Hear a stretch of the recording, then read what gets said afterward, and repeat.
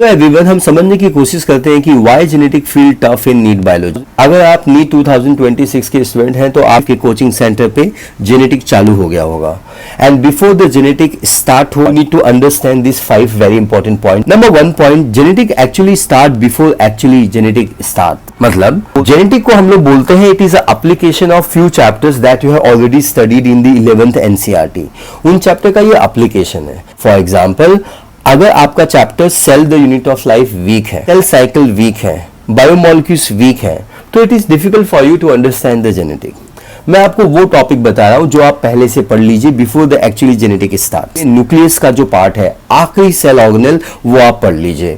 You should know what is exactly is the chromosome, chromatid and chromatin, और ये तीनों terminology के बीच में डिफरेंस क्या है वो आपको बिल्कुल समझ में आना चाहिए। Cycle and cell division chapter, ये चैप्टर में आप cell cycle, mitosis and meiosis पढ़ते हैं, लेकिन इसमें जो मियोसिस आप पढ़ते हो ये बहुत बहुत इंपॉर्टेंट पार्ट है। मियोसिस में आप पढ़ते हैं कि एनाफेज 1 में होमोलोगस क्रोमोसोम एक दूसरे से सेपरेट हो जाते हैं। इसी को हम लोग जेनेटिक में लॉ ऑफ सेग्रीगेशन कहते हैं, which is nothing but the second law of inheritance. Genetic is purely imagination. Most of the chapters of biology पढ़ते हो तो you can see everything.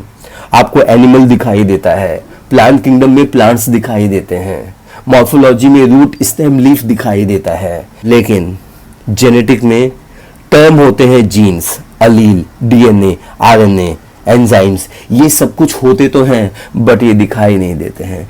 So genetic is all about purely imagination. आपका visualisation जितना अच्छा होगा उतना ही अच्छा आपका जेनेटिक होगा।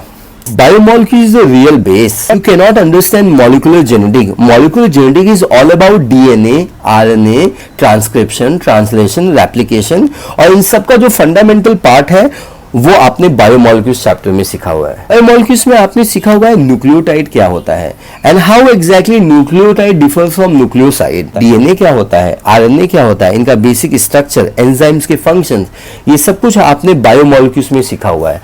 सो before the molecular genetic start, it is highly recommended to you complete your biomolecules revision.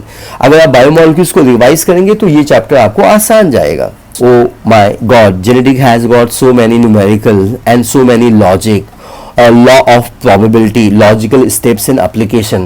आपको एक स्टेज में ऐसा लगता है कि आप जेनेटिक नहीं सीख रहे हैं, आप फिजिक्स सीख रहे हैं, इसलिए जेनेटिक को फिजिक्स ऑफ बायोलॉजी बोला जाता है। Genetic is a chain reaction. जो आप फर्स्ट लेक्चर में सीखते हो वो आपको नेक्स्ट लेक्चर में और नेक्स्ट कई लेक्चर में until द लास्ट लेक्चर में वो यूज होता है। आई होप ये 5 स्टेप आप फॉलो करेंगे तो जेनेटिक आपके लिए आसान जाएगा।